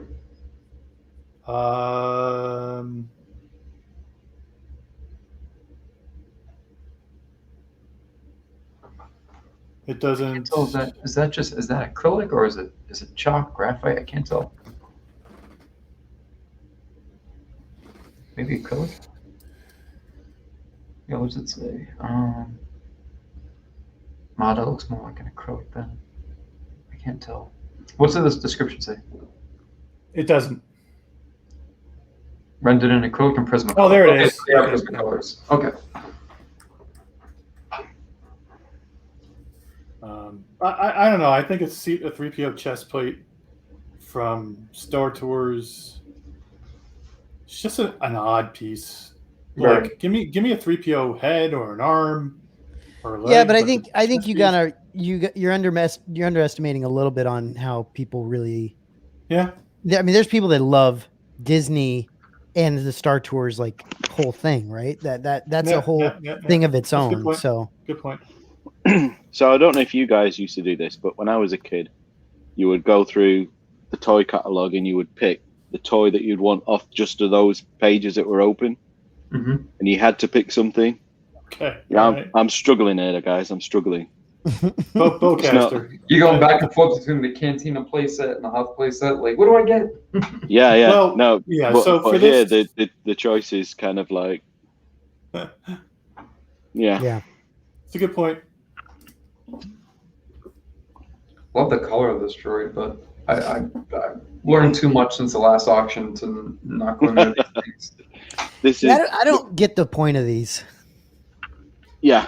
I'm in that same place now, right? Because this is like, And look what they did, Rob. You Pay can get attention them to- built yourself. You can get them built, right, for you for what, 20K, something like that. mm-hmm. Yeah, but pay attention to look at the estimate and the high-end reserve, right? So last time they were priced at the 15 to 20K mark, and they ended in the 60 to 70 mark. So now they're pricing these accordingly. Now these are also blinking you missing type droids, screen used or not, production used or not. These all originate from the R2 Builders Club. Yeah, So- production. Yeah, and that's a big thing for me. You say production used, it's production used, but it's not as though. I mean, it's a stretch. It's not the production didn't make it and then use it.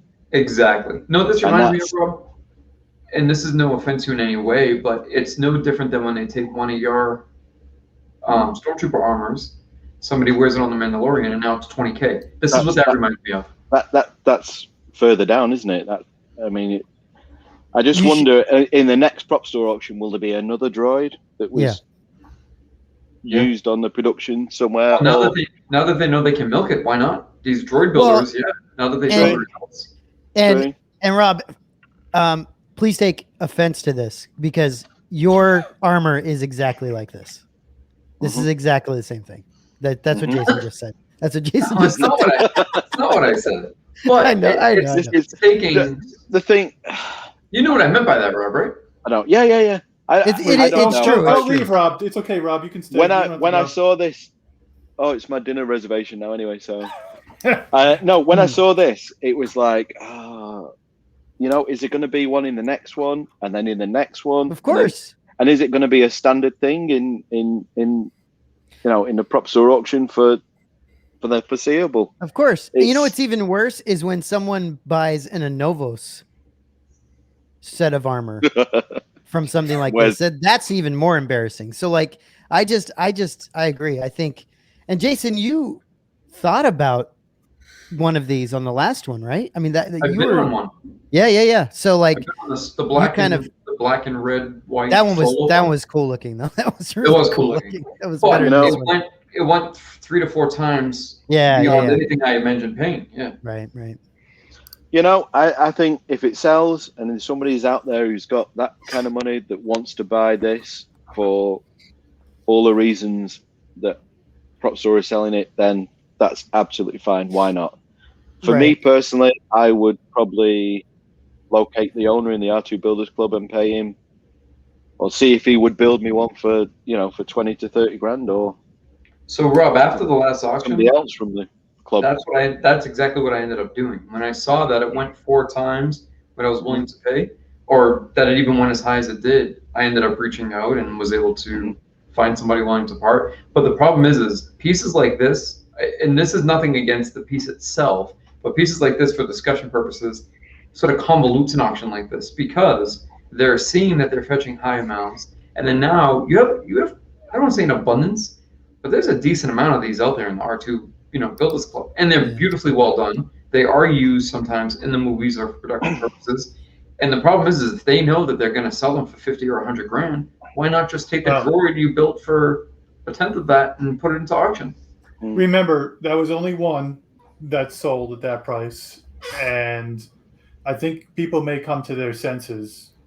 Hopefully, Well, yeah, two, Steve. You had the other one that was in that auction with the triangular astromech head, and that one went for 30, 40. Yeah. Well, let's see what happens during this auction. If this one goes for this, forget it. It's ridiculous. It's a nice looking droid though. I like the design. I like the colors. I like the weathering. Yeah, but not for this price. The colors are beautiful. I'm not going to dispute the price, because if that's the price, then that's if it sells for that, then that's fine, because somebody's willing to pay it, which is again, it's fine. It's not for me. No, at that price. Not at that price, no. But Yeah, it's here's that stunning. post. I do really like the design. Here you go, Steve. Here's a Mandalorian, and this is the same thing. It's like Who made in this the next armor? You know? in the next catalog, is there going to be another Mandalorian stormtrooper? Right. Do you know who made this armor? Does it look like anything to you? Do you know? No, but I was talking to Dan Chudlick, and he was saying in every auction there's one of these, and they're gradually getting worse. Mm. So Well, some I'm of just them are just mashups, I'm right? quoting him, and I'm not going to use my. Is that like a rubies? Well, I feel I think they're just a like it would be bad taste for me to comment on it. Yeah, That's fair. Kinda- fair. I was just wondering. Kind of looks a bit weird though. I think it looks like shit. And the price has gone up too over what the RS version went for at that last auction. I believe that went for 10. I think that's probably just the evolution of understanding what people want to pay for it and what where the bidding went. Mm-hmm. But again, the problem with a piece like this is the technicality is if it was in it, then it is technically a screen used piece. Mm-hmm. That's the Why problem. does it look like his left eye has like he's like herpes like sitting on his eye or something? Like what is going on there? You could just had a big pigsty or something.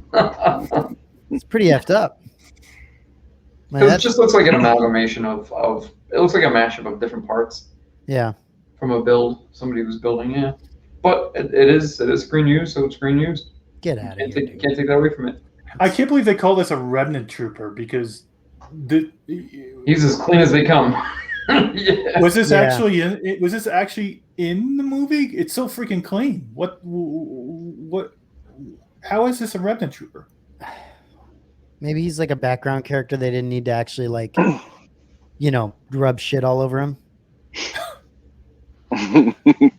Or maybe maybe that's part of it, Steve, is you get a remnant trooper and you get to rub your shit on it.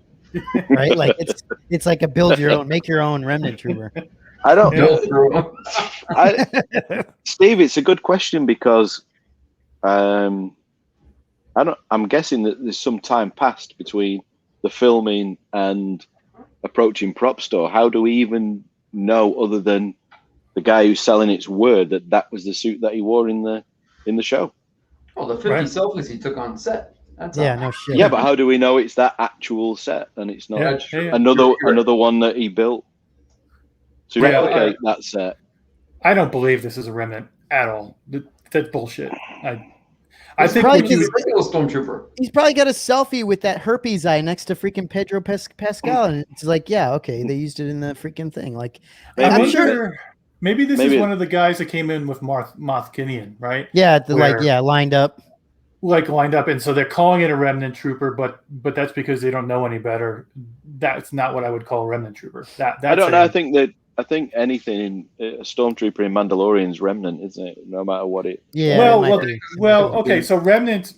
I mean, to me, a remnant trooper is like a guy that's just kind of been hanging around at his outpost, kind of stranded. Gideon came flying in with fresh troops.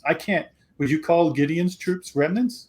Well, I think maybe that may not be what we call them, but I think production wise, that might be the case, right? Yeah, Okay. because they're after the fact troopers. Yeah. Right.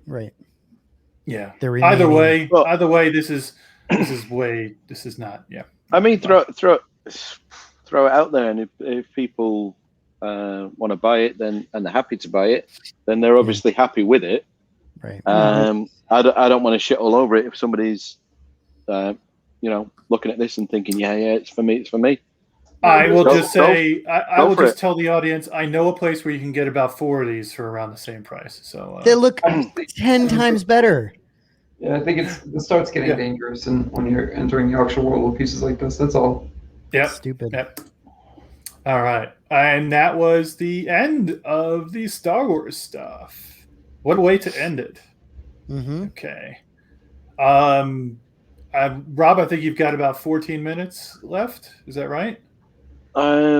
Yeah, something like that. Were there any pieces you wanted me to pull up, or Can we look at the Admiral Akbar penis head again? Yeah, right.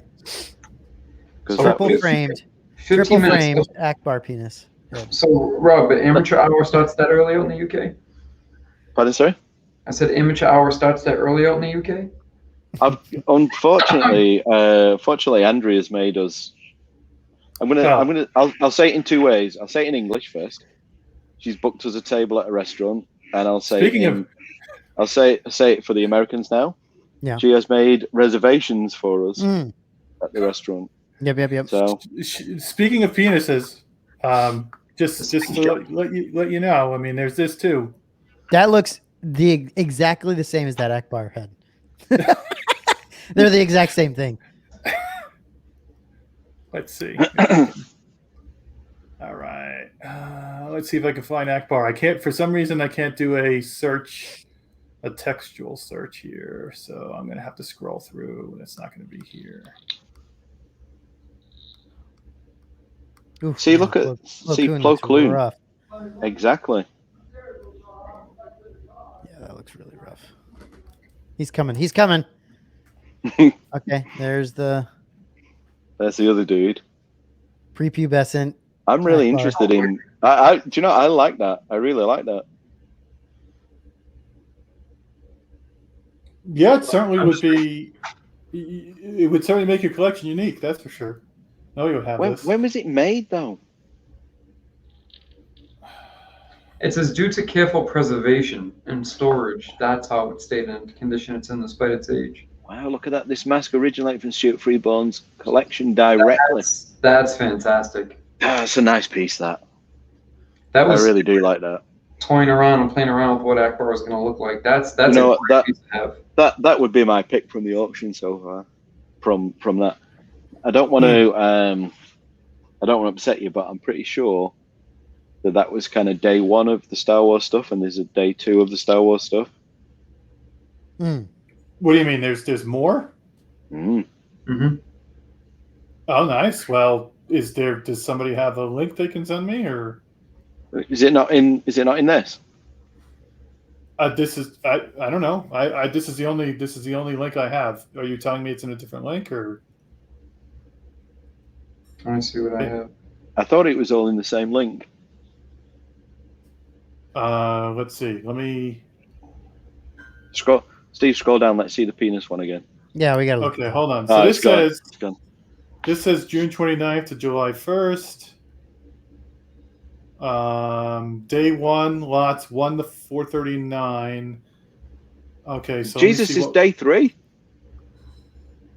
I 13, don't even know 62. if I've looked all the way to the end. Hold on, let me see. No, this has every piece in it. It goes all the way up to 1362. Okay. Yeah. Do you You want to sure? look at Are you sure? I'm positive. See how it goes into the 1300s down here? It starts. Let me see if it starts at 1. There's Star Trek. Yeah, this is the whole thing. So I'm sure. There was some molds and stuff that I was very interested in. There he is. There you go. Oh my gosh. The only thing you need to be interested in. Look at that, dude. It's even got the split at the top. It's just so good. The evolution of the I wish you male didn't tell me penis. that, Matt. I can't unsee it now. No, well, you shouldn't unsee it. It's there to be seen. That's fantastic. I really like that prototype one. If a penis had a mouth on the side of it, this is what it would look like. It's incredible. That's Just needs odd. Just need some vein work. Shape. Just need some extra vein work, and you're good to go. I'm sure you could get Simon to paint that for you. No, send it over to Tom. Send it over to Regal Robot. Get some added situation going on there. You know, if you put that hat on top of that, it would look even better. So good. So let's see what else. So there's not extra Star Wars stuff. That's the Star Wars stuff. Not as far, not according to what I read in the beginning there, and where I went. Yeah, so. Batman. What's the Batman? Yeah, there's some nice alien stuff, nice Batman stuff. Oh, look at the alien piece. Oh, that's cool. Ooh, are those the actual? Look at the almanac. Ooh la la. They're Oh, kind of in official. it quite regular again, though, aren't they? Yeah, the mag. Are these the yeah. repros? These are the repros, I Yeah. think. Yeah. There's two versions of the repros too. There's the Oh, no, first- but they're signed though? Well, one of them is. 10K. Ouch. Here's the Batman. Wow. Oh, Batman's crotch is not looking very I good. tell you what, those things fall apart, don't they? Jeez. Yeah. Never looked as good as Robin's though, did it? No. No. Man, they're just scratching the shit out of those crotch pieces, aren't they? Ah, so this is returns, isn't it? Yeah. Oh, that's cool though. It's good. What the heck is that? That Val Kilmer. Yeah, that's just. Why is he mounted on that angle plate? Hmm. It's a Miniature? Batman Model, cockpit. model miniature. Weird. Okay. It's a cool poster thing. Can't I put was it just in. I was just gonna say that. It is nice. Pretty cool.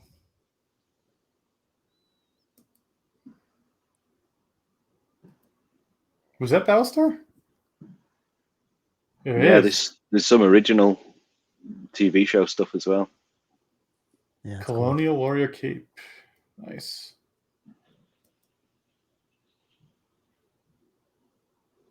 Blade Runner parking meter. Ooh, Jason Bourne's Walther P5. Nice. Wow.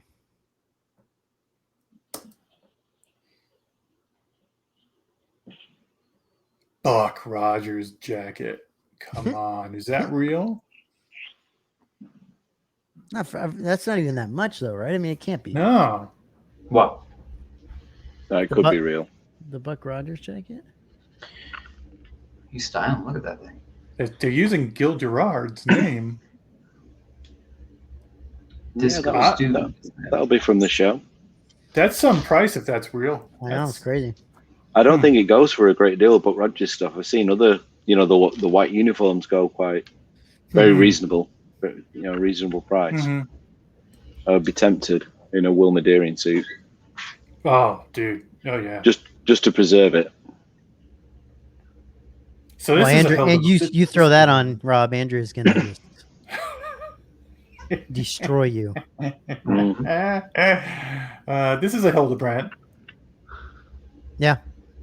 Is A it lot really? better. That's a unique piece. I like that. Clash of the Titans. That's a classic.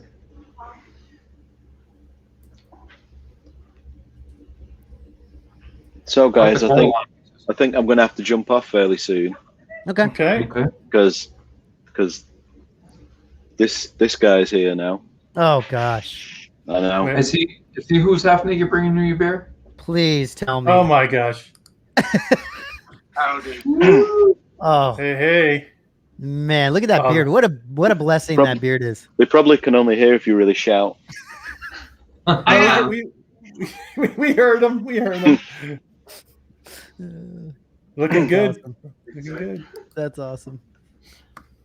Ooh, that's crazy. Oh, Donnie Darko. Yeah, Yeah. that's awesome. Yeah, that's a nice piece. Some amazing stuff in this auction. Evil Dead cabin miniature. That's odd. Oh, that's so great. I know. cool. If you're- I love that. If you are a horror collector, this is Oh yeah. uh, Look at the details on that thing. That's pretty cool. yeah. Yeah. What? Huh. Fifth Element. Okay.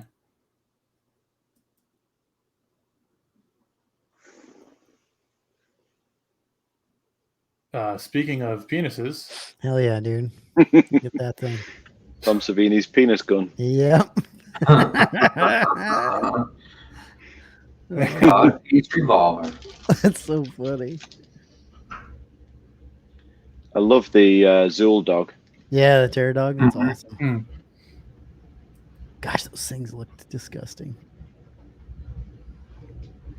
That's great. That's great. So what are the shoes? Whose shoes are they? Maximus Decimus Meridius. Russell Crowe. Wow. Steve, say that real fast 3 times. Maximus Decimus Meridius.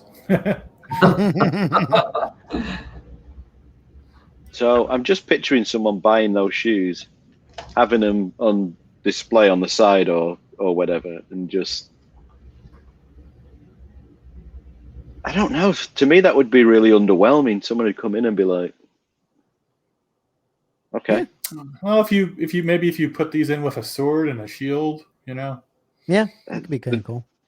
Yeah, but then I would think, do you know what? This display would look better if I got rid of the shoes and just had the sword and the shield. Whoa, Gremlin. Wow, the green metal electric chair. That's crazy. Mr. Bojangles. Oh, and you can get an Edward Delacroix as well. That's great to go in it. To sit in the chair. Crazy. Yeah. Look how And it's it's mechanical. Why would they separate? They shouldn't have separated these two pieces. More bang for your buck, more point. I just think it's not right to separate those two pieces. Steve, you gonna dress up like Percy? Uh-huh. You didn't wet the sponge. Oh my god. That was a great movie. Good movie. Yeah, I just watched it maybe about a month ago. There we go. Harry Potter eyeglasses. Come on now. And what's this? Potter's wand. Whoa. This is actual one? Yeah. Matt, there you go, brother. It's freaking awesome. Go for it, man. No? Hell no. Hell no. That is cool though. Oh, a set of books. Why are they 10K? I don't care about it. Limited edition signed. I mean, that's worth 10K. Okay. They probably still have those on clearance at my local Borders. I'm kidding. I hope there's a Harry Potter club going through the catalogue saying, "You're a wizard, Harry." We've got this saber. We've got this saber made from found parts. This isn't even the real deal. Why is it 10K? Yeah, you're right. Oh, Bilbo Baggins' feet? Are you kidding me? That is cool. That's kind of cool. Hey, look at the price. It's reasonable. Yeah. You gotta love Hollywood stunt feet. I love it. Those tattoos are a little bit disturbing though. It just doesn't seem right. It looks like somebody tattooed a pig hide or something. It's pretty gross. That's their tramp stamp. Those are the Hobbit's tramp stamps though, on their feet. What are the hands?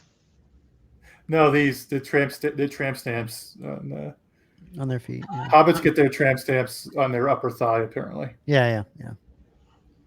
Oh, for the money shackles, that's why. Mm-hmm. That's to cover the Hobbit self-harming. So what are the hands as well? Thor, Oakenshield's hands. Crazy. Boy, that guy has real stubby fingers. It does not look right. Huh. Because he's a freaking. What is he? A Dwarf. dwarf, The right? Wet Bandits. You guys see that one? Yeah, Home Alone. That's kind of cool. Mm-hmm. Katniss. Mm-hmm. I'll sniffing the crotch on those ones, guys. My gosh. Oh God, Jason. What a dirty son of a bitch, huh? Stunt. I never go there. Come on, I never go there. Edit that out. I can't believe there's a stunt bottle. This is like a fleshlight for Chris. This is gonna go for crazy money, I bet you. For many reasons. Oh yeah, you think? Oh, people love this stuff. Plus, it's what's her name? Yeah, Genie. That is fantastic. Look at the clapperboard. Yeah, that's sick. Whoa. Yeah, it's cool. That's really cool. Looks like the going rate for an arrow is between 15 and 25, no matter what franchise you're coming from. Interesting. It drives me so crazy that this guy's Blade Runner, Han Solo, and what's his name? Yeah. and he's like so agitated with it. Can you imagine? Jason wants. Chris wants to come on for a second. Yeah, I have that same color flashlight at home. There's a flashlight coming. Okay. I do. All right. See, That Now genie we'll- flashlight. I do. It's a little. It's got a big reservoir at the end. You know what he says when he's using it? Who's your major? Who's the major? Mingle my nose. Who's your major? All right. See you guys. Go back to Hey, work. buddy. This has got to be the highlight of the auction right here, right? Yeah, that's crazy, dude. That's crazy. Harrison would be like, I'll sign it for another 15 grand. Oh gosh. That is incredible, though. The hard part would be not wanting to wear it. Oh, Yeah, I mean, you would gotta have put to it on wear once, for a at minute. least. Yeah. You have to, of course. You have to. You have to.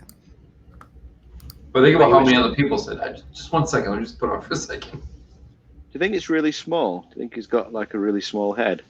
Mm, pretty I normal. don't know.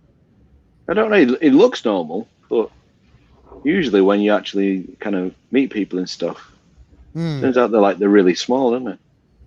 Well, the way he talks about himself, you'd think it'd be one of the biggest hats around. Yeah, Well, Matt was a lot taller in person than I expected. exactly. Yeah, With that was a almost much my bigger head. height. Triple frame. You just Triple gotta- dome.